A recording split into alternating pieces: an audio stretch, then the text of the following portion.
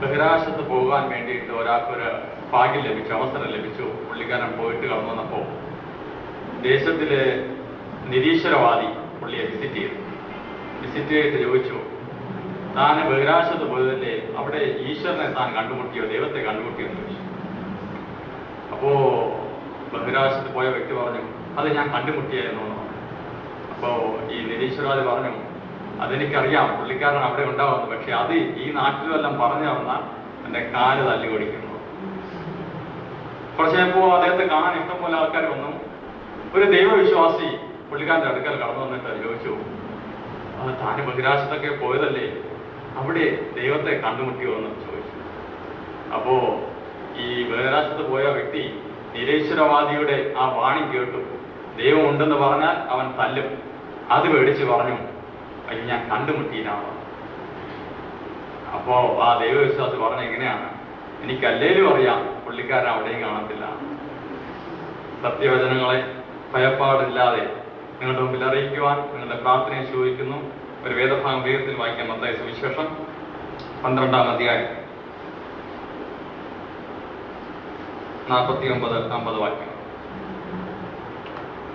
ശിഷ്യന്മാരുടെ നേരെ കൈ നീട്ടി, ഇതാ എന്റെ അമ്മയും എന്റെ സഹോദരന്മാരും, സ്വർഗസ്ഥനായ എന്റെ പിതാവിന് ഇഷ്ടം ചെയ്യുന്നവൻ എന്റെ സഹോദരിയും അമ്മയും ആകുന്നു എന്ന് പറഞ്ഞു. കണ്ണുകളടയ്ക്കാൻ പ്രാർത്ഥിക്കാം. പിതാവേ, അടികൾ അങ്ങയുടെ പാദത്തിലേക്ക് കടന്നു വരുന്ന കർത്താവേ, അങ്ങയുടെ വചനം അടിയങ്ങൾ വായിച്ചു കേട്ടു. വചനത്തെ വ്യാഖ്യാനിക്കുവാൻ അടിയങ്ങളോടും അടിയങ്ങളുടെ സഭയോടും വ്യക്തിപരമായും സഭപരമായും വിവേചിച്ച് അങ്ങയുടെ ആലോചന അടിയങ്ങളെ അറിയിക്കണമെന്ന് പ്രാർത്ഥിക്കുന്ന കർത്താവേ, അടിയൻ യാതൊന്നുമില്ല, അങ്ങയുടെ വചനം ശക്തിയുള്ളത്, അത് പ്രവർത്തിക്കാതെ മടങ്ങി വരികയില്ലല്ലോ കർത്താവേ. അങ്ങയുടെ വചനം അടിയങ്ങളോട് സംസാരിക്കണം, അങ്ങയുടെ നാമം ഉയരണം, കടന്നു വന്ന സകലതയും അനുഗ്രഹിക്കണം. യേശുവിനാമത്തിൽ തന്നെ ആമേൻ. ഞാൻ വളരെ ലളിതമായി ബൈബിൾ കോളേജിൽ പഠിക്കുകയും ഇടയ്ക്ക് പഠിപ്പിക്കാനൊക്കെ കടന്നു ചെല്ലുന്നതുകൊണ്ട് ഒരു അധ്യയനം പഠന രീതിയിൽ ധ്യാനത്തിന്റെ രീതിയിലായിരിക്കും മുന്നോട്ട് പോവുക. അതുകൊണ്ട് ഞാൻ ഇളക്കിയാൽ ഈ പോഡിയം മാത്രമേ സ്ട്രോങ് ആണ്, ഇളകത്തില്ല. നിങ്ങളൊന്നും ഇളകത്തില്ല എന്ന് എനിക്കറിയാം. അതുകൊണ്ട് വളരെ ധ്യാനപൂർവ്വം ചില കാര്യങ്ങൾ, ചിന്തകൾ, യേശു കർത്താവിന്റെ അതുല്യതയെക്കുറിച്ച് സംസാരിച്ച്, ഈ ലോകത്തിലെ ഏറ്റവും നല്ലൊരു പ്രമേയം, ഏറ്റവും മഹത്തരമായിട്ടുള്ള പ്രമേയം യേശു കർത്താവ് എന്ന പ്രമേയമാണ്. ആ യേശുവിനെ നിങ്ങളോട് അറിയിക്കുവാൻ ആഗ്രഹിക്കുകയാണ്. Hallelujah, hallelujah. 12-ാം അധ്യായം നമ്മൾ പൂർണ്ണമായിട്ടൊന്ന് ധ്യാനിക്കുവാൻ ആഗ്രഹിക്കുകയാണ്. 12-ാം അധ്യായം നമുക്കറിയാം എത്ര സുവിശേഷങ്ങളുണ്ട്. ചില ചോദ്യങ്ങളൊക്കെ ചോദിക്കാം നമുക്ക്. ഏഞ്ചൽ പറഞ്ഞു 4 സുവിശേഷങ്ങൾ. എത്രയുണ്ട്? 4 സുവിശേഷങ്ങളുണ്ട്. എത്രയുണ്ട്? സുവിശേഷം ഒന്നേ ഉള്ളൂ. വലിയ വാർത്ത പ്രൈസലോ. നമുക്ക് സുവിശേഷം ഒന്നേ ഉള്ളൂ, കർത്താവാകുന്ന സുവിശേഷം. 4 പേര് ആ സുവിശേഷത്തെ എഴുതി. 4 വ്യത്യസ്ത സമൂഹങ്ങളോടായിരിക്കും അവർ എഴുതിയത്. വ്യത്യസ്ത സമൂഹങ്ങളോട് യേശുവിനെ വ്യത്യസ്തമായിട്ട് പ്രസന്റ് ചെയ്യണം. സമൂഹത്തിന്റെ ആവശ്യമനുസരിച്ച് അല്ലെങ്കിൽ വ്യക്തികളുടെ ആവശ്യമനുസരിച്ചാണ് നമ്മൾ ദൈവത്തിന്റെ ആലോചന പറയാറുള്ളത്. ഈ സഭയോട് ഞാൻ വന്ന് കുറച്ച് ഫിലോസഫി അടിച്ചാൽ നിങ്ങൾക്ക് ദഹിക്കത്തില്ല, എനിക്ക് ദഹിക്കത്തില്ല. ഒരു തമാശ ഇങ്ങനെയുണ്ട്. ഫിലിസ് വിൽഫ്രഡിന്റെ Asian dreams and Christian hope എന്ന് പറയുന്ന പുസ്തകത്തിന്റെ തുടക്കത്തിൽ പുള്ളിക്കാരൻ എഴുതിയ ഒരു കഥ ഇതാണ്. ഒരാള് പാരാഗ്ലൈഡ് മീൻസ് പാരച്യൂട്ടിൽ പറന്നുകൊണ്ട് വന്ന ഒരാള് അത് പൊട്ടി ഒരു മരത്തിന്റെ പുറത്ത് വീണു.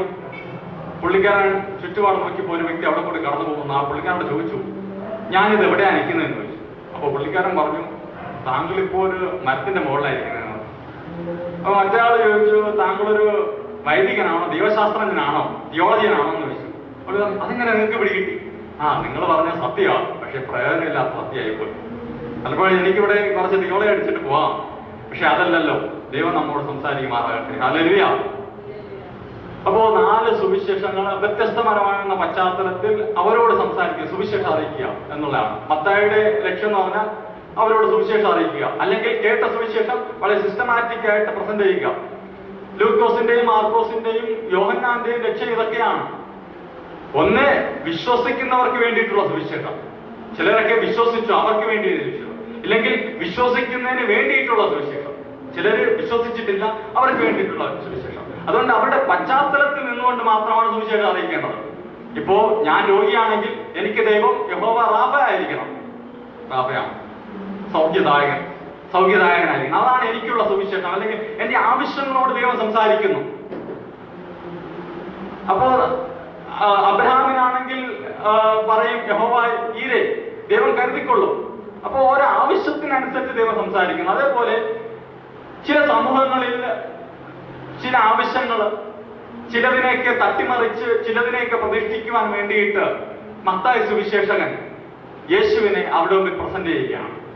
അതാണ് മത്തായി സുവിശേഷം അവരോട് സുവിശേഷീകരിക്കുന്ന യഹൂദ, പ്രത്യേകിച്ച് യഹൂദന്മാർക്ക് വേണ്ടിയിട്ടാണ് ഈ സുവിശേഷം എഴുതുന്നത്. അപ്പോ യഹൂദന്മാരുടെ ഇടയിൽ പല ആവശ്യങ്ങളും പല പോരായ്മകളും എല്ലാം ഉണ്ട്.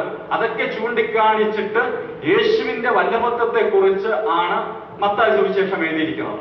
അതിലെ ഏകദേശം പകുതിയോട് അടുക്കുന്ന ഒരു അധ്യായമാണ് 12-ാം അധ്യായം. അതിന്റെ അവസാന വാക്യമാണ് വായിച്ചത്. ഇനി ആദ്യം തൊട്ട് നമ്മൾ കുറച്ച് കാര്യങ്ങൾ ചിന്തിച്ചിട്ട് യേശു ആരാണ്, അവൻ നമുക്കാരാണ് എന്ന് നമ്മൾ പഠിക്കാൻ പോവുകയാണ്. യേശു ആരാണ്, അവൻ നമുക്കാരാണ്. ദൈവം എന്ന് പറയുന്ന സംഭവം നമ്മൾ ഫിലോസഫി തിയോളജിക്കൽ പഠിക്കാം, പക്ഷെ നമുക്കാരാണെന്ന് നമ്മൾ പേഴ്സണലായിട്ട് പഠിക്കണം. അതേപോലെ യേശു ആരാണ്, അവൻ നമുക്കാരാണ് എന്ന് മത്തായിയോട് നമുക്ക് ചോദിക്കാം. മത്തായി ചില വളരെ സവിശേഷമായിട്ടുള്ള ചിന്തകൾ നമ്മോട് അറിയിക്കുന്നു. 12-ാം അധ്യായം 6-ാം വാക്യത്തിൽ തുടക്കത്തിൽ യേശുവിനെ കുറിച്ച് മത്തായി എഴുതുകയാണ്. എന്നാൽ ദേവാലയത്തേക്കാൾ വലിയവൻ ഇവിടെ ഉണ്ട് എന്ന് ഞാൻ നിങ്ങളോട് പറയുന്നു. ദേവാലയത്തേക്കാൾ വലിയവൻ ഇവിടെയുണ്ട്. ഞാൻ ആദ്യമേ പറഞ്ഞതുപോലെ ഇതൊരു പശ്ചാത്തലത്തിലേക്കാണ് എഴുതിയത്. യഹൂദന്മാരുടെ പശ്ചാത്തലം, അവരുടെ പശ്ചാത്തലത്തിൽ ദേവാലയം എന്ന് പറഞ്ഞാൽ ഏറ്റവും പ്രാധാന്യമുള്ളതാണ്. ഏതൊരു യഹൂദന്റെയും, പ്രവാസത്തിലായിരിക്കുന്നവരായാലും ആരുടെ ആയാലും, ഏതൊരു യഹൂദന്റെ ഉള്ളിൽ കത്തുന്ന, ഇപ്പോഴും കത്തിക്കൊണ്ടിരിക്കുന്ന തീയുണ്ട്. ദൈവത്തിന്റെ ആലയം വീണ്ടും പണിയണം. ആ ആലയത്തിൽ ചെന്നുപെടണം. അവന്റെ ആലയത്തിൽ ചെന്നാൽ ദൈവത്തിന്റെ സാന്നിധ്യം അറിയാം. അവർ ഈ ആലയത്തെ ഭയങ്കരമായിട്ട് ചിന്തിച്ചു വെച്ചിരിക്കുക.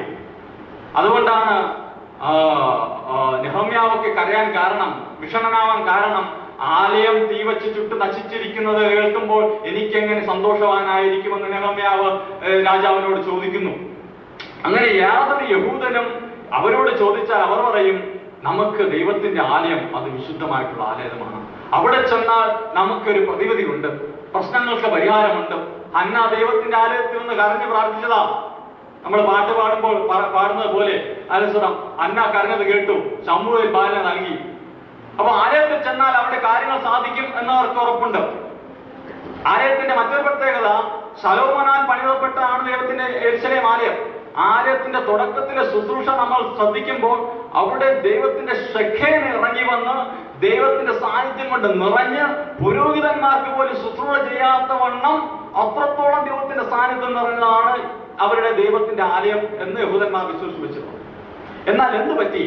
കാലങ്ങൾ കഴിഞ്ഞപ്പോൾ ഈ ദൈവത്തിന്റെ ആലയം കള്ളന്മാർക്ക് തുല്യമായി. ദൈവത്തിന്റെ ആലയം വാണിഭക്കാരുടെ കയ്യിലായി. ദൈവത്തിന്റെ ആലയം നശിക്കപ്പെട്ടു. ദൈവത്തിന്റെ ആലയം മത്തായി എഴുതുമ്പോഴൊക്കെ ഈ കാലഘട്ടത്തിൽ 70 ആലയം നശിക്കപ്പെടുന്ന സാഹചര്യമാണ്. അപ്പൊ ദൈവത്തിന്റെ ആലയം ഇല്ല. അപ്പൊ യഹൂദന്മാരുടെ ചിന്തയിൽ ദൈവത്തിന്റെ ആലയം നഷ്ടപ്പെട്ടല്ലോ എന്ന് ചിന്തിക്കുമ്പോൾ അവരോട് പറയുകയാണ്, ഇതാ ദൈവാലയത്തെക്കാൾ വലിയവനാകുന്ന ഒരുത്തിനെ എനിക്ക് പരിചയപ്പെടുത്തുവാനുണ്ട്. അതാണ് നാം ആരാധിക്കുന്ന യേശു കർത്താവ്. ഹല്ലേലൂയ! ദൈവത്തിന്റെ ആലയം, ദൈവത്തിന്റെ സാന്നിധ്യം അനുഭവിക്കണമെങ്കിൽ കടന്നു വരിക യേശുവിന്റെ പാദപീഠേ. അവന്റെ അടുക്കൽ കടന്നു വന്നാൽ ദൈവത്തിന്റെ സാന്നിധ്യം അനുഭവിക്കാൻ പൂർണ്ണമായിട്ടുള്ള ദൈവത്തിന്റെ സാന്നിധ്യം ശഖേന നിങ്ങളുടെ ആലയങ്ങളിലാണെങ്കിൽ, എന്നാൽ അത് മാറി ഇപ്പോൾ അതിന്റെ ഗ്ലോറി, എല്ലാ മഹത്വം നഷ്ടപ്പെട്ടിരിക്കുമ്പോൾ ദൈവത്തിന്റെ ആലയം യഥാർത്ഥമായി വെളിപ്പെട്ടിരിക്കുന്നത് ക്രിസ്തുവിലാണ്. അവനാണ് ദൈവത്തിന്റെ ആലയം, ദൈവത്തിന്റെ സാന്നിധ്യം. നിന്റെ ആവശ്യങ്ങൾ എന്ത് തന്നെയാകട്ടെ, നിന്റെ ആലസ്വരം പ്രയാസങ്ങൾ എന്ത് തന്നെയാകട്ടെ, നിന്റെ കരച്ചിലിന്റെ ആലസ്വരം മുറവിളി പുരോഹിതന്മാർ മനസ്സിലാക്കിയില്ല എങ്കിലും, ആലലിയ സ്തോത്രം, ലേവി പുരോഹിതന്മാർ മനസ്സിലാക്കിയില്ല എങ്കിലും മനസ്സിലാക്കുവാൻ കഴിവുള്ള ഒരുത്തനുണ്ട്. അവൻ ദേവാലയത്തെക്കാൾ വലിയവൻ, അതാണ് യേശു ക്രിസ്തു എന്നുള്ള സുവിശേഷം അവരോട് അറിയിക്കുകയാണ് മത്തായി സുവിശേഷം ചെയ്യുന്നത്. ആലയത്തിന്റെ വേറൊരു പ്രത്യേകതയും കൂടിയുണ്ട്. ഈ ആലയത്തിൽ 3 തിരിച്ചിട്ടുണ്ട്. അതിന്റെ ആ അതിവിശുദ്ധ സ്ഥലത്താണ് ദൈവത്തിന് സാന്നിധ്യമുള്ളത്. പ്രാകാരങ്ങളിലാണ് ജാതികൾക്ക് മാത്രമേ അവിടെ പ്രവേശമുള്ളൂ. അതിനകത്തോട്ട് പിന്നെ വേറെ ആരെയും കേട്ടത്തില്ല, അത് ഏറ്റവും പുറത്തെ തട്ടില്ല. പക്ഷേ യേശുവിന്റെ പ്രത്യേകത ഇതിൽ നിന്നെല്ലാം വ്യത്യസ്തമാണ്. യാതൊരു തട്ടുകളില്ലാതെ ശിരശിര രണ്ടായിട്ട് ചീന്തി ഉള്ളിലേക്ക് കടന്നു വന്നു ആർക്ക് വേണോ, ഏത് പാപികൾക്ക് വേണോ കടന്നു വന്ന് ആശ്വാസം കണ്ടെത്തുവാൻ കഴിയുന്ന ആലയമുണ്ടെങ്കിൽ അത് യേശു എന്ന ആലയം തന്നെയാണ്. സഭ ഒരിക്കലും നമ്മൾ പറയുന്നത് പോലെ വിശുദ്ധന്മാരുടെ കൂട്ടായ്മ മാത്രമല്ല, അതൊരു തെറ്റായ ചിന്താഗതിയാണ്. മറിച്ച് പാപികളുടെ ഒരു സമ്മേളനം കൂടെയാണ്. ഫ്രാൻസിസ് അസീസി സഭാപിതാവ് പറഞ്ഞതുപോലെ church should not become a hotel for saints but hospital for sinners. പാപികളുടെ ആതുരാലയമായി മാറണം നമ്മുടെ സഭകൾ. പാവപ്പെട്ടവർക്ക് വേണ്ടിയുള്ളതാകണം നമ്മുടെ സഭകൾ. അടിച്ചമർത്തപ്പെട്ടവർക്ക് വേണ്ടിയുള്ളതാണ് നമ്മുടെ സഭകൾ. അതായി മാറട്ടെ നമ്മുടെ സുവിശേഷവും. ഹല്ലേലൂയ. അപ്പോൾ യഹൂദന്മാരുടെ ആ വലിയ ഇതായിട്ട് ചിന്തിച്ചു വെച്ചിരുന്ന യെരുശലേം ദേവാലയത്തെ അതിന്റെ നഷ്ടപ്പെട്ട് ദൈവത്തിന്റെ സാന്നിധ്യം ഇപ്പോ അറിയാത്ത കാര്യത്തിൽ ഇവിടെ മത്തായി സുവിശേഷം പറയുക പുതിയൊരു സുവിശേഷമല്ല, ഇതാ ആ ദേവാലയത്തെക്കാൾ വലിയവനാകുന്ന ഒരുത്തനുണ്ട്, അതാണ് നാം ആരാധിക്കുന്ന യേശു കർത്താവ്. അതാണ് ഒന്നാമത്തെ യേശുവിന്റെ പ്രത്യേകത എന്ന് മത്തായി സുവിശേഷം എഴുതുന്നത്. രണ്ടാമതായിട്ട് 8-ാം വാക്യത്തിൽ മനുഷ്യപുത്രനോ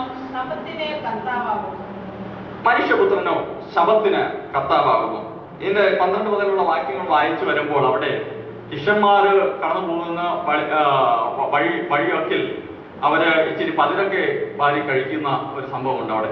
12-ാം അധ്യായത്തിൽ തുടക്കത്തിൽ ശബത്തിൽ വിളഭൂമിയിൽ കൂടി കടന്നുപോയി അവന്റെ ശിഷ്യന്മാർ വിശന്നിട്ട് കതിർ പറച്ച് തിന്നു തുടങ്ങി. പരീശന്മാർ അത് കണ്ടിട്ട് ശബത്തിൽ വിധമില്ലാത്തതിന്റെ ശിഷ്യന്മാർ ചെയ്യുന്നു എന്ന് പറയുന്നു. പഴയ നിയമത്തിൽ പഠിച്ചാൽ മറ്റു കളയിൽ നിന്ന് ഭക്ഷണം കഴിക്കുന്നതിന് യാതൊരു കുഴപ്പമില്ല, പറിച്ച് കഴിക്കാം. പക്ഷേ നമ്മുടെ പാത്രത്തിലാക്കുന്നതേ ഉള്ളൂ. അപ്പോ ഭക്ഷണം പറിച്ചു കഴിക്കുന്നത് യോഗ്യമാണ്, കുഴപ്പമില്ല, പ്രശ്നമില്ല. പക്ഷേ ശബത്തിൽ ഇത് ചെയ്യുന്നതാണ് പ്രശ്നമായി വരുന്നത്. ഇവിടെ പരീശന്മാർ വ്യാഖ്യാനിക്കുന്നത് ഇങ്ങനെ നമുക്ക് വ്യാഖ്യാനിച്ച് പറയാം. ഇവർ കതിർ പറിച്ചെടുത്തപ്പോൾ കൊയ്ത്തു നടന്നു, കയറി തുരത്തിയപ്പോൾ മെതി നടന്നു, ഊതി പറത്തിയപ്പോൾ പാച്ച് നടന്നു, ഭക്ഷണം കഴിച്ചപ്പോൾ പാകം നടന്നു. അപ്പൊ ഇതെല്ലാം ചെയ്തതുകൊണ്ട് ഇവർ ശബത്ത് അനുസരണം അതിനെ അവർ അനുസരിച്ചില്ല എന്നൊരു നിയമം അവർ അനുസരണം പാസ്സായി. അപ്പൊ ശബത്തിന് ഇങ്ങനെയാണ് ദൈവശാസ്ത്രം പറയുന്നത്, 37-ലധികം കാര്യാദികൾ ചെയ്യാൻ പാടില്ല എന്നൊരു നിയമാവലി അവർ വെച്ചിട്ടുണ്ട്. 37 കാര്യങ്ങൾ നിങ്ങൾ ഈ ശബത്തിൽ ചെയ്യാൻ പാടില്ല, ഇത്രയൊക്കെ ചെയ്യാവൂ, ഇത്ര അങ്ങനെ മാമൂലുകൾ കൊണ്ട് നിറഞ്ഞ ഒന്നായി മാറി അവരുടെ ശബത്ത്. ശബത്തിന്റെ യഥാർത്ഥമായിട്ടുള്ള അർത്ഥം മനസ്സിലാക്കണമെങ്കിൽ എന്റെ ഒരു സിസ്റ്റർ തമിഴ്നാട്ടിലാണ് എന്റെ അമ്മയുടെ വീട്. അപ്പോ അമ്മയുടെ സഹോദരിയുടെ മകള് കഴിഞ്ഞ ആഴ്ച വീട്ടിൽ വന്നു. എന്റെ ചേച്ചിക്കൊക്കെ അറിയാം, തങ്കം ചേച്ചി എന്ന് പറയും. അപ്പൊ അവരുടെ 7th ഡേ ആണ്. 7th ഡേ എന്ന് പറഞ്ഞാൽ ശബത്ത് വിഷങ്കാരം. അപ്പോ വീട്ടിൽ വന്നപ്പോ അവര് നമ്മോട് സംബന്ധിച്ചു, കാര്യങ്ങൾ സംസാരിച്ചപ്പോ അവര് പറഞ്ഞു പെന്തക്കോസ്തുകാരെ നമുക്ക് ഭയങ്കര ഇഷ്ടമാണ്, ഭയങ്കര സിമ്പിൾ ആയിട്ടുള്ള ജീവിതം, അവരുടെ ആരാധന ഇതെല്ലാം ഇഷ്ടമാണ്. പക്ഷെ ഒരു കാര്യത്തിൽ ഈ ശബത്ത് എന്ന് പറയുന്നത് ദൈവം 7-ാം ദിവസമല്ലേ ഭയങ്കരമായിട്ട് തിയോളജിക്കലായിട്ട് ആർഗ്യ ചെയ്തു. അപ്പോ ഞാൻ ഈ ശബത്തിനെ കുറിച്ച് ചിന്തിച്ചു, എന്താ ഈ ശബത്ത്? 2 അർത്ഥങ്ങളുണ്ട് ശബത്തിന്. ഒന്നാമതായി പുറപ്പാട് പുസ്തകം 10 കൽപ്പനകൾ 2 സ്ഥലത്ത് എഴുതിയിട്ടുണ്ടല്ലോ പഴയ നിയമത്തിൽ. പുറപ്പാട് പുസ്തകം 20-ാം അധ്യായം 12-ാം വാക്യത്തിൽ എന്താണ് ശബത്തിന്റെ തിയോളജി, ദൈവശാസ്ത്രം എന്താണ്? 2 ദൈവശാസ്ത്രങ്ങളുണ്ട്. ഒന്നാമതായിട്ട് ദൈവം ക്രിയേഷനുമായി സൃഷ്ടിയുമായി ബന്ധപ്പെട്ടതാണ് ഒന്നാമത്തെ ശബത്തിന്റെ അർത്ഥം. വായിക്കാം. അതുകൊണ്ട് യഹോവ ശബത്ത് നാളിനെ അനുഗ്രഹിച്ച് ശുദ്ധീകരിച്ചിരിക്കുന്നു. ഏതുകൊണ്ട്? 6 ദിവസം കൊണ്ട് യഹോവ ആകാശം, ഭൂമി, സമുദ്രവും അവയിലുള്ളതൊക്കെ ഉണ്ടാക്കി. 7-ാം ദിവസം സ്വസ്ഥമായിരുന്നു. 7-ാം ദിവസം ദൈവം സ്വസ്ഥമായിരുന്നു. അതുകൊണ്ട് യഹോവ ശബത്ത് നാളിനെ അനുഗ്രഹിച്ച് ശുദ്ധീകരിച്ചിരിക്കുന്നു. അതുകൊണ്ട് ദൈവം ശബത്ത് നാൾ, അതായത് ദൈവം സൃഷ്ടിച്ചു, 6 ദിവസം സൃഷ്ടി നടന്നു, 7-ാം ദിവസം റെസ്റ്റ് എടുത്തു. അതായത് എന്താ റെസ്റ്റ് എന്ന് പറഞ്ഞാൽ? എന്താ?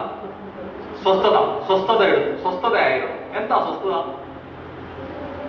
പീസ്, സമാധാനമുണ്ട്, റെസ്റ്റ് എടുക്കുന്നു എന്നുള്ള സ്വസ്ഥത എന്ന് പറയുന്നത്. എന്നാൽ കാലങ്ങൾ കഴിഞ്ഞപ്പോൾ ഈ സ്വസ്ഥത അസ്വസ്ഥതയായി മാറി. ആർക്ക്? ഇസ്രായേൽ മക്കൾക്ക്. ശബത്തിന്റെ അർത്ഥം എന്ന് പറയുന്നത് സ്വസ്ഥത എടുക്കാനുള്ള ദിവസം. പക്ഷേ മാമൂലുകൾ കൊണ്ട് അല്ലെങ്കിൽ നിയമങ്ങൾ കൊണ്ട് അതിലെ പരീശന്മാരും സദൂക്യന്മാരും നിരത്തി വെച്ച നിയമങ്ങൾ കൊണ്ട്, പരീശന്മാരുടെ നിയമം എന്താണെന്ന് അറിയാമോ? അവർ ഒരു സ്ത്രീയെ പോലും കണ്ണിൽ കാണാറില്ല, അവിടെ വെയിലിട്ടിട്ടുണ്ട്. മൂടി നടക്കുകയും അവർ സ്ട്രീറ്റുകളിൽ ചെന്ന് ഇടിക്കുകയും രക്തമാർന്നൊഴുകുന്ന പരീശന്മാരുണ്ട്. അത്രത്തോളം അനുസരണം കഠിനമേറിയ എടുക്കാൻ ഭാരമുള്ള കല്ലുകൾ കെട്ടിയ നിയമങ്ങളുള്ള പരീശന്മാർ ഈ റെസ്റ്റ് എടുക്കേണ്ട, സ്വസ്ഥത അനുഭവിക്കേണ്ട ശബത്തിനെ അസ്വസ്ഥമാക്കിയപ്പോൾ യേശു കർത്താവ് സൗഖ്യം നൽകി പലരെയും റിസ്റ്റോർ ചെയ്ത് ശാലോം യഥാർത്ഥ സ്വസ്ഥത നൽകുവാൻ ശക്തിയുള്ള യേശു ശബത്തിനെ വളരെ വ്യക്തമായിട്ട് വ്യാഖ്യാനിക്കുകയാണ്. ശബത്ത് എന്ന് പറയുന്നത് നിങ്ങളുടെ മാമൂലുകളെ അനുസരിക്കുവാനുള്ളതല്ല, നിയമസംഹിതകളെ അനുസരിക്കുവാനുള്ളതല്ല, മറിച്ച് നിനക്ക് എപ്പോഴാണോ സ്വസ്ഥത അനുഭവിക്കുന്നത്, എപ്പോഴാണോ നിന്റെ രോഗം മാറി നീ ഒരു സ്വസ്ഥതയിലേക്ക് കടന്നു വരുന്നത്, എപ്പോഴാണോ നിന്റെ ജീവിതം ഒന്ന് ക്രമപ്പെട്ട് നീ ഒരു സ്വസ്ഥത അനുഭവിക്കുന്നത്, അപ്പോഴെല്ലാം നീ അനുഭവിക്കുന്നത് ശബത്തിന്റെ അനുഭവമാണ്. ശബത്ത് എന്ന ദിവസത്തെ മാത്രം പ്രാധാന്യപ്പെടുത്ത് അർത്ഥത്തെ വ്യതിചലിച്ച് അനുസരണം നടക്കുന്ന സമൂഹത്തോട് പറയുന്നു, ശബത്തിന്റെ അർത്ഥം യഥാർത്ഥമായി അറിയണമെങ്കിൽ, യഥാർത്ഥ സ്വസ്ഥത അല്ലെങ്കിൽ നീ അനുഭവിക്കണമെങ്കിൽ, അല്ലെങ്കിൽ 12 വർഷത്തോളം കഷ്ടമനുഭവിക്കുന്ന സ്ത്രീയെ അവന്റെ വസ്ത്രത്തിന്റെ തൊങ്ങൽ നിന്ന് തൊട് സ്വസ്ഥതയിൽ നിന്ന് നീ തിരിച്ചറിയും. ശബത്ത് നീ അനുഭവിക്കും. അതാണ് മത്തായി സുവിശേഷം വളരെ ശക്തമായി സുവിശേഷം എഴുതുന്നത്. ശബത്തിന്റെ രണ്ടാമത്തെ അർത്ഥം ഡ്യൂട്രോണമി ആവർത്തന പുസ്തകം 5-ാം അധ്യായം 15-ാം വാക്യത്തിൽ പറയുന്നു എന്തുകൊണ്ട് അവർ ശബത്ത് ആചരിക്കും. നീ മിസ്രയീം ദേശത്ത് അടിമയായിരുന്നു എന്നും അവിടെ നിന്ന് നിന്റെ ദൈവമായ യഹോവ നിന്നെ ബലമുള്ള കൈകൊണ്ടും നീട്ടിയ ഭുജം കൊണ്ടും പുറപ്പെടുവിച്ചു എന്നും ഓർക്കാം. അതുകൊണ്ട് ശബത്ത് നാൾ ആചരിപ്പാൻ. അതുകൊണ്ട് ഏതുകൊണ്ട് നിങ്ങളൊരു അടിമത്വത്തിൽ നിന്ന് വിടുതൽ അനുഭവിച്ചു. സോ അതുകൊണ്ട് അതുകൊണ്ട് നിങ്ങൾ ശബത്ത്. അപ്പൊ ശബത്തിന്റെ രണ്ടാമത്തെ അർത്ഥം എന്ന് പറയുന്നത്, അല്ലെങ്കിൽ അവരുടെ തിയോളജി, യഹൂദന്മാരുടെ തിയോളജി ഇതാണ്: നിങ്ങൾ അടിമത്തത്തിലായിരുന്നു, ഒരു വിടുതൽ അനുഭവിച്ചു, അതുകൊണ്ട് നിങ്ങൾ ശബത്തായി. പക്ഷെ എന്ത് പറ്റി? കാലങ്ങൾ കഴിഞ്ഞപ്പോൾ ഇവരിതെല്ലാം മറന്നു. അടിമത്തത്തിൽ നിന്ന് വിടുതൽ നേടിയത് വീണ്ടും അടിമത്തത്തിലേക്ക് പോകാൻ വേണ്ടിയിട്ടുള്ളത്. അവിടെ ശബത്ത് ദിനങ്ങൾ അടിമത്തത്തിന്റെ ദിനങ്ങളായി മാറിയില്ലേ? നന്മ ചെയ്യുവാൻ ആർക്കും കഴിയാത്ത ദിനമായി മാറിയില്ലേ? യേശു കർത്താവ് നന്മ ശബത്ത് ചെയ്യുന്നത് വിഹിതമോ എന്ന് ചോദിക്കേണ്ട കാര്യം വന്നില്ലയോ? നമ്മുടെ ദിവസങ്ങൾ പലപ്പോഴും നമ്മെ തടസ്സമായി നിൽക്കുന്നുണ്ട്. ദൈവത്തെ അറിയുന്ന ഞായറാഴ്ച വന്നാലേ നമുക്ക് പലപ്പോഴും ആരാധന കടന്നു വരാറുള്ളൂ. ആലസ്വരം വെള്ളിയാഴ്ച വന്നാലേ ഉപവാസം നടക്കാറുള്ളൂ. മറ്റു ദിവസങ്ങളെല്ലാം ദൈവത്തിനുള്ളതല്ല എന്ന് നമ്മൾ ചിന്തിക്കാറുണ്ട്. ഇല്ല, നീ എപ്പോൾ വിടുതൽ അനുഭവിക്കുന്നതോ അതാണ് ദൈവത്തിന്റെ ദിവസം, അതാണ് നിന്റെ ശബത്ത്. അങ്ങനെ ദിവസത്തിനല്ല പ്രാധാന്യം, അതിന്റെ അർത്ഥത്തിനാണ് പ്രാധാന്യം. ഇന്ത്യൻ പശ്ചാത്തലത്തിൽ പഠിച്ചാൽ ദിവസങ്ങൾക്കാണ് ആലസ്വരം ഏറ്റവും കൂടുതൽ പ്രാധാന്യമുള്ളത്.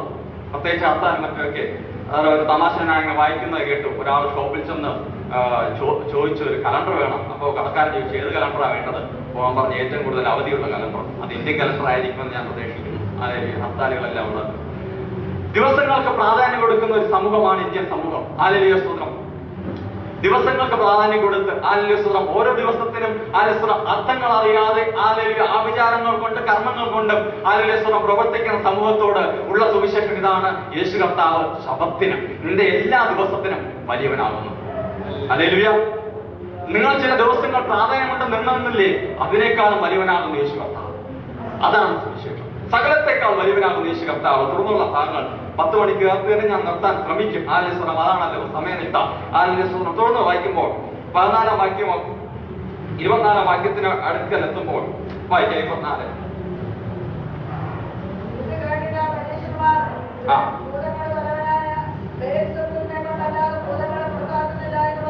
ഭൂതങ്ങളുടെ തലവനാകുന്ന ബേൽസെബൂലിനെ കൊണ്ടല്ലാതെ ഇവൻ ഭൂതങ്ങളെ പുറത്താക്കുന്നില്ല. ഇവിടെ പരോക്ഷമായിട്ട് മത്തായി സുവിശേഷകൻ അവരോട് പറയുന്നത്, അവർ ചിന്തിച്ചു വെച്ചിരുന്നത് ഈ ബാൽ, പഴയ നിയമത്തിൽ 2 രാജാക്കന്മാർ 1-2 വായിക്കുന്ന ബാൽ എന്ന് പറയുന്ന ആ ദേവൻ പിന്നീട് കാലങ്ങൾ കൊണ്ട് പരിണമിച്ച് ഇവനെ ബേൽസെബൂൽ എന്ന പേരുണ്ടാക്കി. ഇവന്റെ അർത്ഥം എന്ന് പറഞ്ഞാൽ ഇവൻ ഭൂതങ്ങളുടെ തലവനാണ്, ഭൂതങ്ങളുടെ തലവൻ. ഇപ്പോ എന്ത് പറ്റി? ഇവരുടെ കാലഘട്ടത്തിൽ ഇവർ ചിന്തിച്ചു ഇവനാണ് വലുത്. ആദ്യം ദൈവത്തെ ആയിരുന്നു അവർക്ക് പേടി. യഹോവ എന്ന് പറഞ്ഞ നാമം കേട്ടാൽ ആദ്യം അവർ മഷിയെ ഉടഞ്ഞിട്ട് ആലേശ്വരം ഒന്നും കൂടെ നോക്കി അത് യഹോവ എന്ന് എഴുതത്തില്ല, അവർ അഡോണായ് എന്ന് എഴുതും. യഹോവയ്ക്ക് പകരം അഡോണായ് എന്ന് ഹീബ്രുവിൽ എഴുതാറുണ്ട്. അപ്പോ അത്രത്തോളം ദൈവത്തെ ഭയപ്പെട്ടിരുന്നവർ അത് അക്ഷരത്തിൽ മാത്രമാക്കി ആത്മാവിലില്ലാതെ ഇപ്പൊ ഭയപ്പെടുന്ന ആരെന്നറിയാമോ? ബേൽസെബൂലിനെയാണ്. അതായത് ഭൂതങ്ങളുടെ തലവനെയാണ്. ദൈവത്തെ നമുക്ക് അങ്ങനെയാണല്ലോ, ദൈവം എന്ന് പറഞ്ഞാൽ ആർക്കും പേടി വരത്തില്ല, ആലേശ്വരം ഒരു കളിയെന്ന നിലയിൽ. പക്ഷെ പിശാച് പോരാട്ടമുണ്ടെന്ന് പറഞ്ഞാൽ അപ്പോൾ തുടങ്ങും ഉപവാസ പ്രാർത്ഥന. Hallelujah, hallelujah. പിശാച് പറയുമ്പോഴാണ് നമുക്ക് വിറയ തുടങ്ങുന്നത്. ആലേശ്വരം ദൈവം എന്ന് പറയുമ്പോൾ അങ്ങനെ ഉണ്ടാവത്തില്ല. അപ്പൊ ഈ കാലഘട്ടത്തിലും ആലേശ്വരം ഇവർ ചിന്തിച്ചു വെച്ചു, ബേൽസെബൂൽ എന്ന് പറഞ്ഞാൽ പേടിക്കേണ്ട ഒന്നാണ്. ആലേശ്വരം ഇവൻ ഭൂതങ്ങളുടെ തലവനാണ്, തലവന്റെ തലവനാണ്. ആലേശ്വരം അപ്പോ ഇവിടെ സുവിശേഷം അറിയിക്കുക, ബേൽസെബൂലിനേക്കാൾ വലിയ ഒരു പ്രസന്റ് ചെയ്യാനുണ്ട്. അതാണ് നാം ആരാധിക്കുന്ന യേശു കർത്താവ്. അതിനകത്തൊരു ദൈവാലയമുണ്ട്. എന്താണെന്ന് അറിയാമോ? പിശാചിനാൽ ആരെങ്കിലും ബാധിക്കപ്പെട്ട് ആലേശ്വരം അതിനകത്ത് നീ പ്രതിവിധി ഇല്ലാതെ നീ അഴലുന്നുണ്ടെങ്കിൽ, ആലേശ്വരം പിശാചിനെ കൊണ്ട് ബാധ ഒഴിപ്പിക്കാൻ പോയാൽ അവർ ചൂരലടി കൊണ്ട് ആലേശ്വരം കൂടുതൽ ബാധം കൊണ്ട് കേറുന്നതല്ലാതെ അത് പോകത്തില്ല. അത് മാറണമെങ്കിൽ പിശാചിന്റെ തലയെ തകർത്തവനാകുന്ന ഒരുവൻ വരണം. അതാണ് നാം ആരാധിക്കുന്ന യേശു കർത്താവ്. കാരണം അവൻ ബേൽസെബൂലിനേക്കാൾ വലിയവൻ. നാം ആരാധിക്കുന്ന യേശു കർത്താവ്. സന്തോഷമില്ല ആന്റിയോ? നമ്മൾ ആരാധിക്കുന്ന യേശു കർത്താവിന്റെ വലിയവനെ കുറിച്ചാണ് പറയുന്നത്. Hallelujah, hallelujah. യേശു കർത്താവ് അവൻ ബേൽസെബൂലിനേക്കാൾ വലിയവൻ. വേഗത്തിൽ പോകാം. അടുത്ത 41 വാക്യം അവസാന ഭാഗത്ത്, 41 വാക്യം അവസാന ഭാഗത്ത്, മത്തായി 12:41 അവസാനം.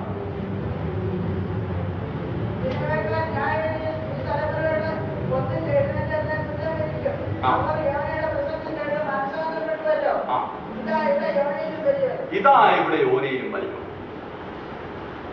അവരുടെ പശ്ചാത്തലത്തിൽ പ്രത്യേകിച്ച് ഇത് യഹൂദന്മാർക്കാണ് എഴുതിയതെന്ന് പറഞ്ഞല്ലോ. പ്രത്യേകിച്ച് സിറിയയിലുള്ള യഹൂദന്മാർക്ക് അവരുടെ വീട്ടിലൊക്കെ ചെന്നാൽ, ഞാനൊരു ഭാവന പറഞ്ഞാൽ അത് വീട്ടില് പ്രവാചകണത്തിലെ ഫോട്ടോ ഇങ്ങനെ നടത്തി വെച്ചേക്കും. അവരിൽ പ്രധാനിയായിരിക്കും ആര്? ഈ യോന. അവർ ചിന്തിച്ചു, യോന എന്ന് പറഞ്ഞ വലിയ പ്രധാനം. കാരണം ഒറ്റ പ്രസംഗം കൊണ്ടാ ഒരു രാഷ്ട്രത്തെ മുടിച്ചു കുലുക്കി. അനേകം പേർ കർത്താവിനെ അല്ലെങ്കിൽ ദൈവത്തെ അറിഞ്ഞു, മാനസാന്തരം സംഭവിച്ചു ഒറ്റ പ്രസംഗം കൊണ്ട്. അപ്പൊ യോനയാണ് അവർ വലുതെന്ന് കരുതി. പലപ്പോഴും നമ്മുടെ അവസ്ഥ അങ്ങനെയാണല്ലോ, പ്രവാചകന്മാരെയാണ് വലുതെന്ന് കണക്കാണ്. കർത്താവിന്റെ ദാസൻ എന്തെങ്കിലും പറഞ്ഞാൽ പ്രശ്നമായിപ്പോയി. അല്ല, പ്രവാചകന്മാരെ ഒന്ന് കയ്യിൽ തൊട്ട് 2 കാര്യങ്ങൾ പറയുമ്പോഴായിരിക്കും നമുക്ക് ദൈവത്തിന്റെ ദാസൻ. ഇങ്ങനെ ഒരു തമാശയാണോ നടക്കുന്നതാണോ നടന്നതാണോ എന്ന് അറിയത്തില്ല. വിവാഹത്തിനെ കുറിച്ചുള്ള പറഞ്ഞല്ലോ, മേറ്റ് സെലക്ഷൻ നടക്കുന്നത് എങ്ങനെയാണ്? ആലസ്വരം ഒരു ആലോചന കടന്നു വരും. ആലസ്വരം ആദ്യം ഒരു കർത്താവിദാസൻ വിളിക്കും. ഒരു അമ്മാമ്മയ്ക്ക് മകളുണ്ട്, മകളുടെ ആലോചന കുറെ വന്നു. അപ്പോ ഒരാലോചന എടുത്തു വെച്ചിട്ട് ഒരു കർത്താവിദാസനെ വിളിച്ച് പ്രവാചകനെ വിളിച്ചിട്ട് പറഞ്ഞു, പ്രവാചക ഇങ്ങനെ ഒരു ആലോചന വന്നിട്ടുണ്ട്, ദൈവത്തിന് ഹിതമാണോ? കയ്യിലൊരു പേനയുണ്ട്, ഒരു വെള്ള പേപ്പറുമുണ്ട്. അപ്പോ ആ ദൈവത്തിന്റെ ദാസൻ ഇങ്ങനെ പറഞ്ഞു, ഈ ദൈവത്തിന്റെ ആലോചന. അപ്പൊ ഒരു ഭാഗത്ത് ഇവര് ടിക്കിട്ടു, യെസ് എന്ന് പറയുന്നവരെ ടിക്കറ്റ്. വേറൊരു കർത്താവിദാസനെ വിളിച്ചു. ആ കർത്താവിദാസനോട് ആലോചന ചോദിച്ചു. കർത്താവിദാസൻ പറഞ്ഞു, ഇത് ദൈവത്തിന്റെ ആലോചനയാണ്. അപ്പൊ 2 ടിക്കറ്റ്, 2 ടിക്കായി യെസിന്റെ അവിടെ. വേറൊരു കർത്താവിദാസനെ വിളിച്ചോ, പ്രവാചകനെ വിളിച്ചോ പറഞ്ഞു, ഇത് കർത്താവിന്റെ ആലോചന അല്ല, കർത്താവിന്റെ ആലോചന പ്രകാരമുള്ള എന്തല്ല. അപ്പൊ അവിടെ നോയുടെ അവിടെ ഒരു ടിക്കറ്റ്. ഇങ്ങനെ ഒരു 5-6 വിളിച്ചു. ഏറ്റവും ഭൂരിപക്ഷം വന്നത് ദൈവത്തിന് ഹിതമായി മനസ്സിലാക്കി പ്രവാചകന്മാരുടെ പിന്നാലെ പോയാൽ ഇങ്ങനെയായിരിക്കും. ഏറ്റവും കൂടുതൽ ടിക്ക് വന്നതിനെ സ്വീകരിച്ചു. ഒരു കർത്താവിദാസനെ അടിസ്ഥാനപ്പെടുത്തിയല്ല, പ്രവാചകന്മാരുടെ പിന്നാലെ പോയി. ആൽസരം പലപ്പോഴും നമ്മുടെ വഴികളെ വിട്ടുപോകുന്ന അവസ്ഥയാണ്. അതേപോലെയാണ് പറ്റിയതും ഇവിടെ. യോനയെ അങ്ങ് കൂടുതൽ വിശ്വസിച്ച് യോന എന്തെങ്കിലും പ്രവചനം കേൾക്കണമെങ്കിൽ യോനയെ കുറിച്ച് പഠിക്കുന്ന യോനയാണ് പ്രവാചകത്തിൽ ഏറ്റവും വലുതെന്ന് അവർ ചിന്തിച്ചു വെച്ചിരുന്ന കാലഘട്ടത്തിൽ യേശുവിനെ കുറിച്ച് അവരോട് സുവിശേഷിക്കുക. യോനയേക്കാൾ വലിയവൻ ഒരുത്തനെ പ്രസന്റ് ചെയ്യാനുണ്ട് ഇവിടെ. അതാരാ? നാം ആരാധിക്കുന്ന, നാം കൈകെട്ടുന്ന, നാം സ്തുതിക്കുന്ന, നാം ആരാധിക്കുന്ന, നാം അന്യഭാഷ പറഞ്ഞ് സ്തുതിക്കുന്നില്ലയോ? അവനാണ് യോനയേക്കാൾ വലിയവൻ. സകല പ്രവാചകന്മാരെക്കാൾ വലിയവനാ ഒരുത്തനുണ്ടെങ്കിൽ അത് നാം ആരാധിക്കുന്ന യേശു കർത്താവ്. നമ്മുടെ ഇന്ത്യൻ പശ്ചാത്തലത്തിൽ നിന്നും കൂടെ പഠിച്ചാൽ പ്രവാചകന്മാരെ കൊണ്ട് നിറഞ്ഞതാണ്, നമ്മുടെ സന്യാസിമാരെ കൊണ്ട് നിറഞ്ഞതാണ് നമ്മുടെ ഭാരതവും. പ്രവാചകന്മാർ ഋഷിവരന്മാരെ കൊണ്ട് നിറഞ്ഞതാണ്, മുനിവരന്മാരെ കൊണ്ട് നിറഞ്ഞതാണ് ഈ ഭാരതവും. അവരെല്ലാം പണ്ട് കണ്ടതുണ്ട്. അതിൽ പ്രജാപതി എന്ന് പറയുന്ന ഒരു വ്യക്തിയെ കുറിച്ച് അവർ കണ്ടു. അവർ മറന്നുപോയി, അല്ലെങ്കിൽ അവർ കുറിച്ചിട്ടിട്ട് അവർ കാര്യം ചെയ്തു. അനേകം പേർ ക്രിസ്തു എന്ന് ഒരുവൻ വരുമെന്ന് സുത്രം അവർ മുന്നേ പറഞ്ഞിട്ട് പോയിട്ടുണ്ടെങ്കിലും പലപ്പോഴും ഇപ്പോഴും അവരുടെ പിന്നാലെ പോകുന്ന വ്യക്തികളോടുള്ള സുവിശേഷം നമുക്ക് ഇങ്ങനെ പറയണം: ഇതാ മുനിവര്യന്മാരെക്കാൾ വലിയവനാകുന്ന ഒരുത്തൻ ഇപ്പോഴും ജീവിക്കുന്നുണ്ട്, അവനാണ് നാം ആരാധിക്കുന്ന കർത്താവ്. അവർ അന്നേ കണ്ടു, അവർ കാലം ചെയ്തു, അവർ കണ്ടത് ഇന്ന് നാം സാക്ഷാൽ അനുഭവിക്കുന്നു. ഹല്ലേലൂയ! യേശു കർത്താവിന്റെ സാന്നിധ്യം, അതാണ് നമ്മുടെ സുവിശേഷം. ഇന്ത്യൻ ഭാരത സംസ്കാരത്തെ തച്ചുടക്കുകയല്ല, മറിച്ച് അതിനൊരു പൂർത്തീകരണമാണ് യേശു കർത്താവിന്റെ ജഡാവതാരം. ഹല്ലേലൂയ! തുറന്ന് വായിക്കാം 10 മിനിറ്റും കൂടെ വളരെ വേഗത്തിൽ. 42-ാം വാക്യം അവസാനമാണ്.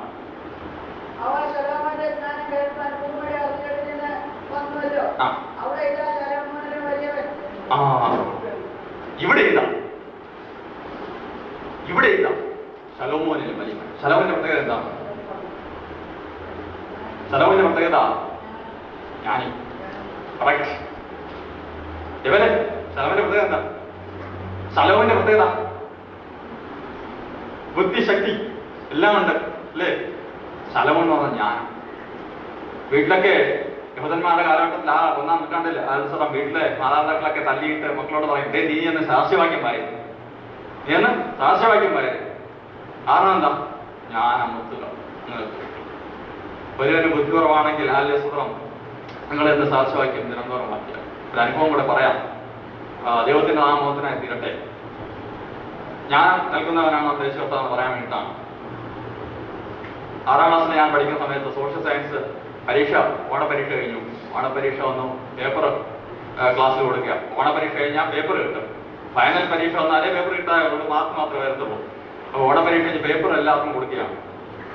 അപ്പോൾ ഓരോരുത്തരെ വന്നു, ഓരോരുത്തരെ ഒരു ഭാഗത്തോട്ട് മാറ്റി, എന്നെ ഒറ്റയ്ക്ക് ഒരു ഭാഗത്തേക്ക് മാറ്റി നിർത്തി. സ്കൂളിൽ ഇപ്പൊ പണ്ടൊക്കെ, ഇപ്പോഴാണ് ചൂരലൊന്നും കാണാത്തത്, കണി കാണാനില്ല സ്കൂളുകളിൽ. പക്ഷെ അന്ന് ചൂരലൊക്കെ ഉള്ള കാലഘട്ടം.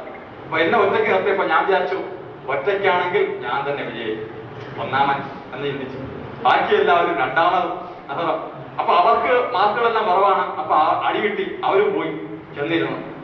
എടുത്ത് സാറ് തിരിഞ്ഞു എന്നിട്ട് പറഞ്ഞു, എന്താ കിട്ടിയ പേപ്പർ എന്ന് പറഞ്ഞ് എന്റെ കയ്യിൽ ഒരു പേപ്പർ വെച്ചു.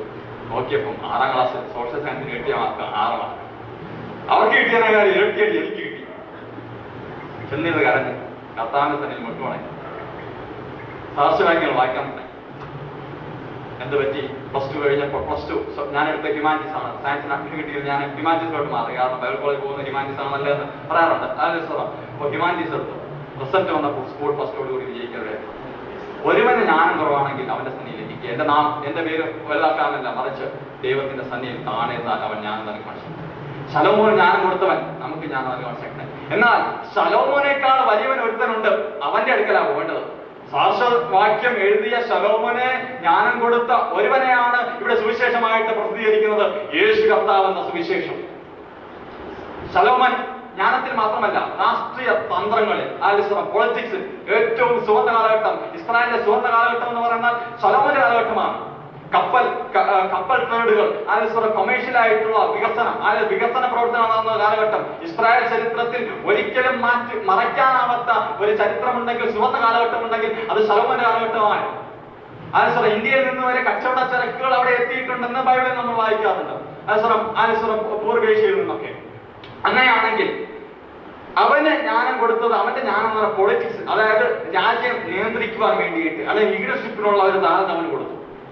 അപ്പൊ അവനേക്കാളും വലിയവനാണെന്ന ഒരുത്തനെയാണ് നമ്മൾ ആരാധിക്കുന്നത്. ആരാ? യേശു കർത്താവ്. അവന് നിനക്ക് ജ്ഞാനം കുറവാണെങ്കിലോ, നിന്റെ കാര്യപരിപാടിയിൽ അല്ലെങ്കിൽ ലീഡർഷിപ്പിൽ നിനക്കൊരു പിന്നിലേക്കുള്ള ഒരു വരിയിൽ നീ ആയിരിക്കുന്നുവെങ്കിൽ അവരോടുള്ള ഒരു ദൈവത്തിന്റെ ആലോചന ഇതാണ്: നീ ഭാരപ്പെടേണ്ട, പ്രയാസപ്പെടേണ്ട. ശലോമോന് ജ്ഞാനം കൊടുത്ത ഒരുവനെയാണ് നാം ആരാധിക്കുന്നത്. ശലോമോന് പൊളിറ്റിക്സിന്റെ ആദ്യം മുതൽ അവസാനം വരെയുള്ള പാഠങ്ങൾ എഴുതി കൊടുത്ത യേശുവിനെയാണ് നാം ആരാധിക്കുന്നത്. അവൻ നിന്റെ സകല പിന്നോക്ക അവസ്ഥയും മുന്നോക്കമാക്കി മാറ്റുവാൻ ദൈവം ശക്തനത്രേ. കാരണം അവൻ വലിയവനാണ്. എന്റെ വിദ്യാഭ്യാസത്തിൽ നീ പിന്നോട്ടാണെങ്കിൽ, നിന്റെ പരീക്ഷയിൽ വിജയം നിനക്ക് കരസ്ഥമാക്കുവാൻ കഴിയുന്നില്ലെങ്കിൽ, നീ ഭാരപ്പെടേണ്ട, വ്യാകുലപ്പെടേണ്ട. നിന്നെ എല്ലാവരും മണ്ടുസെന്നെണ്ണിയേക്കാം, നിന്നെ ഒന്നിനും കൊള്ളാത്തവരെന്നെണ്ണിയേക്കാം. എന്നാൽ ഞാൻ പറയുന്നത്, പറയട്ടെ, അവന്റെ സന്നിധിയിൽ മുട്ടുമടക്കുന്നവർക്കാർക്കും ഒരു ജ്ഞാനത്തിനും കുറവില്ല. അതാണ് 119 സങ്കീർത്തനത്തിൽ വായിക്കുന്നത്. അവന്റെ ന്യായപ്രമാണം എന്റെ ധ്യാനമാകിയ ഞാൻ ഗുരുക്കന്മാരെക്കാളും ജ്ഞാനം പറയുന്നുവെന്ന് സങ്കീർത്തനക്കാരൻ പറയുന്നത് പോലെ ഗുരുക്കന്മാരെക്കാളും ജ്ഞാനം പ്രസ്താവിക്കുവാൻ അവന്റെ ആലോചനകൾ, ദൈവത്തിന്റെ ന്യായപ്രമാണങ്ങൾ, ജാപ്പകൾ ധ്യാനിക്കുവാൻ നമുക്ക് മനസ്സുണ്ടാകട്ടെ. ഹല്ലേലൂയ. ഇവിടുത്തെ വിഷയം യേശുവാണല്ലോ. അവൻ ശലോമോനിലും വലിയവൻ. ഈ യേശുവാണ്. അപ്പൊ ഇത്രയും നേരം ആരാ പറഞ്ഞെന്നറിയാമോ? യേശു അല്ല പറഞ്ഞത്. മത്തായി സുവിശേഷം അറിയിക്കുക. ആരോടെ? അവരുടെ സമൂഹത്തോട് പറയാം, യേശുവിന്റെ വലിവൻ, ഇവനാണ് വലിവൻ, രാജാതി രാജൻ. എബ്രായ പുസ്തകം നമ്മൾ പഠിക്കുമ്പോൾ യേശുവിന്റെ വല്ലഭത്വം ഇഷ്ടം പോലെ എഴുതിയിട്ടുണ്ട്. ഇവൻ മോശയേക്കാൾ വലിയവൻ, അഹരോനേക്കാൾ വലിയവൻ, യാഗങ്ങളെക്കാൾ വലിയവൻ, സകലത്തെക്കാൾ വലിയവനെന്ന് എബ്രായ ലേഖനം പൂർണ്ണമാണ്. ഇവൻ വലിയവനാണ്. 1 യോഹന്നാൻ 4-ാം അധ്യായം വായിക്കുമ്പോൾ നിങ്ങളുടെ ഉള്ളിലുള്ളവൻ ലോകത്തിലുള്ളവനേക്കാൾ വലിയവനല്ലോ എന്ന് പറയുന്നുണ്ട്. ഈ സകലവല്ലവനാകുന്ന കർത്താവ്, സകലത്തെക്കാൾ വലിയവൻ എവിടെ ഇരിക്കുമെന്ന് അറിയാമോ? പുതിയ നിയമത്തിലെ ദേവാലയം. പുതിയ നിയമത്തിൽ ആരാ ദേവാലയം? തകർക്കപ്പെടാവുന്ന ഈ 4 ചുവരയ്ക്കുള്ളിലല്ല ദൈവത്തിന്റെ ആലയം വസിക്കുന്നത്. ദൈവത്തിന്റെ സാന്നിധ്യം എവിടെ ഇറങ്ങി വരുന്നു? അത് നമ്മുടെ മൺകൂടാരങ്ങളിലാണെങ്കിൽ അവിടെയാണ് ദേവാലയം. അവിടെ നീ ശബത്തിന്റെ അനുഭവം നീ അനുഭവിക്കും. അവിടെ നീ ശബത്തിന്റെ വിടുതൽ നീ അനുഭവിക്കും. ശബത്തിന്റെ യഥാർത്ഥ സ്വസ്ഥത നീ അനുഭവിക്കും. സ്വസ്ഥതയില്ലെങ്കിൽ നീ മനസ്സിലാക്കുക, യഥാർത്ഥ ശബത്ത് നീ അനുഭവിക്കുന്നില്ല. ഞായറാഴ്ചകൾ നീ കടന്നു വന്നിട്ടുണ്ടായിരിക്കാം. എല്ലാ ഞായറാഴ്ച ഒരു വിടാതെ അണിവിടാതെ സമയത്തിന് നീ കടന്നു വന്നിട്ടുണ്ടായിരിക്കാം. എന്നാലും യഥാർത്ഥ ശബത്തിന്റെ അനുഭവം, യഥാർത്ഥ സ്വസ്ഥത നീ അനുഭവിക്കുന്നില്ലെങ്കിൽ മനസ്സിലാക്കുക, നിന്റെ ഹൃദയം ഒന്നുകൂടെ തുറക്കുവാനുണ്ട്. ആ ഹൃദയത്തിലേക്ക് യേശു പ്രവേശിക്കുമ്പോൾ, ശബത്തിന് കർത്താവാകുന്ന പ്രവേശിക്കുമ്പോൾ നിന്റെ അസ്വസ്ഥതകളെ, സ്വസ്ഥക്കേടുകളെ മാറ്റി സ്വസ്ഥത നൽകുവാൻ ശക്തിയുള്ളവൻ. അതനുഭവിക്കേണ്ടത് നമ്മുടെ ജീവിതത്തിലാണ്. ഹല്ലേലൂയ. ഈ വലിയവനാകുന്ന യേശു കർത്താവ്, രാജാതി രാജാവ്, കർത്താതി കർത്താവ്, ഈ കർത്താവ് പറയുന്ന വാക്യമാണ് നമ്മൾ കുറിവാക്യമായിട്ട് പറഞ്ഞത്. എന്താ ഈ കർത്താവ് നമ്മോട് പറയുന്നത്? യേശു ആര്, ഇനി നമുക്കാര് എന്ന് പറയാം. നമുക്കാരാ യേശു കർത്താവ് പറയുന്നത്? വായിക്കാം, കുറിവാക്യമായിട്ട് വായിച്ച വാക്യം 49-50 വാക്യങ്ങൾ ഉണ്ട്. ശിഷ്യന്മാരുടെ നേരെ കൈനീട്ടി,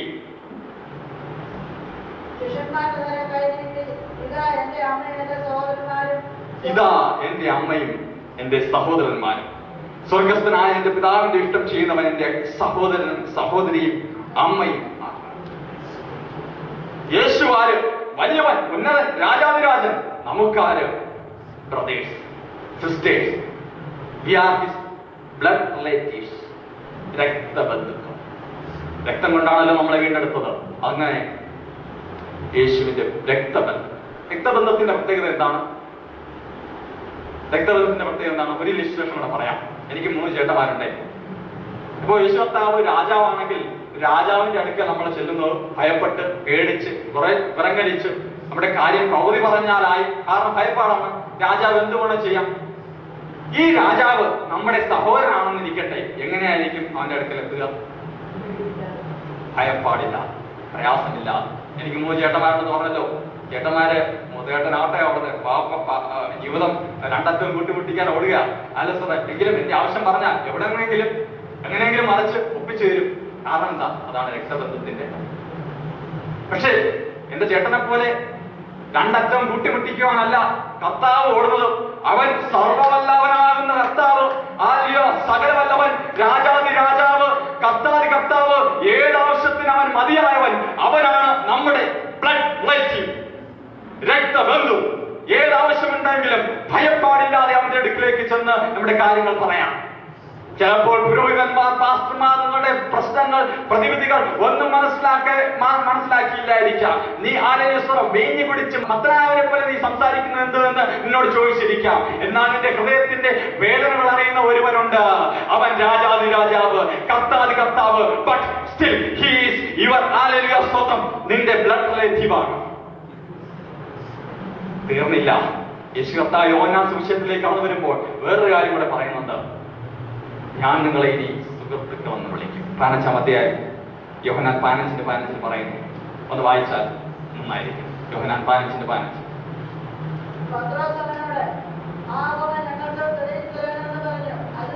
യോഹന്നാൻ പാനത്തിന്റെ പരശേഷം യോഹന്നാൻ പാനത്തിന്റെ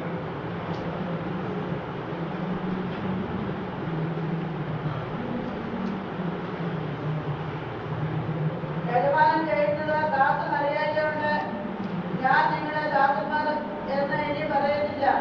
ഞാൻ എന്റെ പിതാവിനോട് കേട്ടതെല്ലാം നിങ്ങളോട് അറിയിച്ചതുകൊണ്ട് നിങ്ങളെ സ്നേഹിതന്മാർ എന്ന് വിളിക്കും. എന്താണ് ബ്രദറിനും സ്നേഹിതനും തമ്മിലുള്ള വ്യത്യാസം എന്തെന്ന് ചോദിച്ചാൽ ടോനി ബ്രദർ പറയും ബ്രദേഴ്സ് ഇല്ല ബ്രദേഴ്സ്.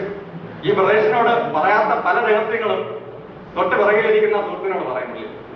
കാരണം പറയാം, വീട്ടുകാരോട് പറഞ്ഞ പ്രശ്നമാവും ഇല്ലയോ? പക്ഷെ സ്വന്തം സുഹൃത്ത്, ഉത്തമ സുഹൃത്തുള്ളവരോട് ചോദിച്ചാൽ പറയാം. അവര് സ്വന്തം സഹോദരന്മാർ അറിഞ്ഞൂട്ടാത്ത കാര്യങ്ങളും ആരടുത്ത് പറയും? നമ്മള് ബെസ്റ്റ് ഫ്രണ്ടിനോട് പറയും. ബെസ്റ്റ് ഫ്രണ്ട് ഉണ്ടോ? ഭയങ്കര ഫ്രണ്ടുകളുണ്ട്, എനിക്കറിയാം. ബെസ്റ്റ് ഫ്രണ്ടിനോട് പറയും. അപ്പൊ യേശു കർത്താവ് എന്താ നമ്മെ വിളിക്കുന്നത്? Is our best friend. ഇംഗ്ലീഷിൽ ഒരു പാട്ടുണ്ട്, what a friend we have in Jesus. എന്ത് നല്ലൊരു സഹിയാകുന്നു നമ്മുടെ യേശു കർത്താവ്. ഈ ലോകത്തിലെ സഹിമാൻ, അല്ലെങ്കിൽ ഈ ലോകത്തിലെ ആലയ സ്വന്തം സഹോദരന്മാർ, സ്വന്തം ആലയ സ്വന്തം സഹോദരന്മാർ, സ്വന്തം ഉത്തമ സുഹൃത്തെന്ന് കരുതിയവർ നിന്നെ പഴിചാരി നിന്നെ തള്ളിക്കളഞ്ഞേക്കാം. നിന്റെ കാര്യങ്ങൾ കണ്ടിട്ടും അതിന്റെ കാതലെന്തെന്ന് മനസ്സിലാകാതെ നിന്നെ തള്ളിക്കളഞ്ഞേക്കാം. എന്നാൽ എല്ലാം അറിയുന്നവൻ, ആലയ സർവ ഈ ലോകത്തിന്റെ ചമച്ചവൻ, ഈ ലോകത്തിന്റെ ഉടമസ്ഥൻ, നമ്മെ സൃഷ്ടിച്ചവൻ, അവൻ നമ്മുടെ ഫ്രണ്ട്, ബെസ്റ്റ് ഫ്രണ്ട്. അവനോട് നിന്റെ കാര്യങ്ങൾ തുറന്നു പറയട്ടെ. അതാണ് നമ്മുടെ യേശു കർത്താവ്. അവൻ ആര്? നമുക്കാര്? കണ്ണുകളടയ്ക്കാൻ പ്രാർത്ഥിക്കണം. പിതാവേ, അങ്ങയുടെ പാദത്തിലേക്കാണ് കർത്താവേ, അങ്ങയെക്കുറിച്ചുള്ള ദർശനം അടിങ്ങളുടെ ജീവിതത്തിൽ വളരട്ടെ. കർത്താവ്, അടികൾ വിശ്വാസികളാണ്, യേശുവിനെ കുറിച്ച് അറിയും. പക്ഷേ അങ്ങനെ വല്ലഭത്വത്തെ കുറിച്ച് ധ്യാനിക്കും അല്ലെങ്കിൽ ഈ സുവർണ അവസരത്തോട് സ്തുതിക്കുന്ന കർത്താവേ, അങ്ങ് വലിയവനാണല്ലോ കർത്താവേ. അങ്ങ് വലിയവൻ. അതുകൊണ്ട് അടികളുടെ പ്രയോജനം എന്താണ് കർത്താവേ? അങ്ങ് അടിയങ്ങളുടെ ഫ്രണ്ട് ആയതുകൊണ്ട് കർത്താവെ, ഒരു സുഹൃത്തിനോട് അടിയങ്ങൾ കരയിഞ്ഞ് പറയുന്നവണ്ണം അൽസ്വരം അടിയങ്ങളുടെ ഹൃദയത്തിലെ വേദനകൾ അങ്ങോട്ട് പറയുവാൻ സഹായിക്കുമല്ലോ കർത്താവെ. അങ്ങ് രാജാവാണ്, അടിയങ്ങളുടെ പ്രശ്നങ്ങൾ പരിഹാരപ്പെടുത്തുവാൻ ശക്തൻ. അങ്ങയെക്കുറിച്ച് അടിയങ്ങൾ പഠിച്ചുവല്ലോ. അങ്ങ് ദേവാലയത്തെക്കാൾ വലിയവനാകുന്ന കർത്താവ്.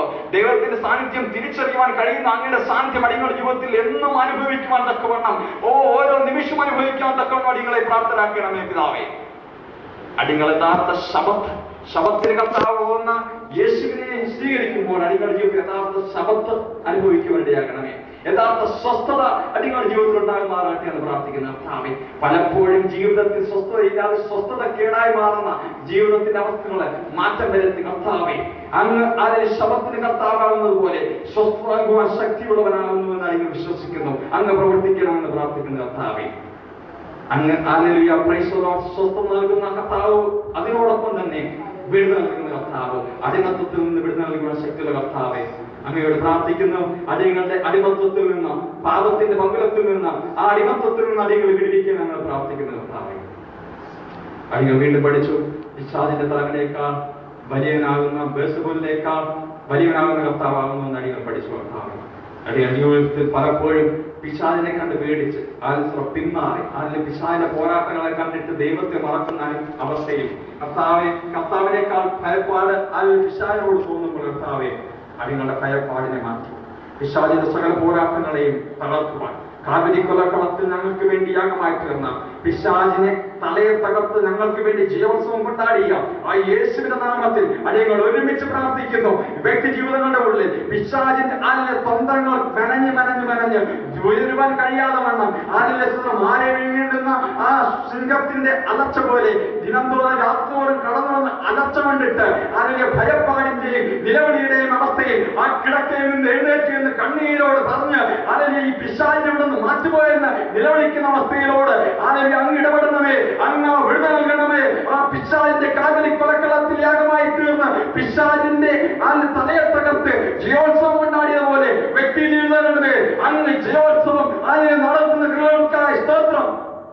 നമ്മെ ജീവോത്സവമായി നടത്തുന്ന അങ്ങേ വലിയ കൃപയോർത്ത് സ്തുതിക്കുന്ന കർത്താവേ, ഇവനേക്കാൾ വലിയവനാകുന്ന കർത്താവ്, ശലോമോനേക്കാൾ വലിയവനാകുന്ന കർത്താവ്, അടിയങ്ങളുടെ ജ്ഞാനത്തെ, അടിയങ്ങളുടെ ബുദ്ധിയെ, അടിയങ്ങളുടെ ശക്തിയെ, അടിയങ്ങളുടെ സകലതിനെയും മെച്ചപ്പെടുത്തണമെന്ന് പ്രാർത്ഥിക്കുന്നു.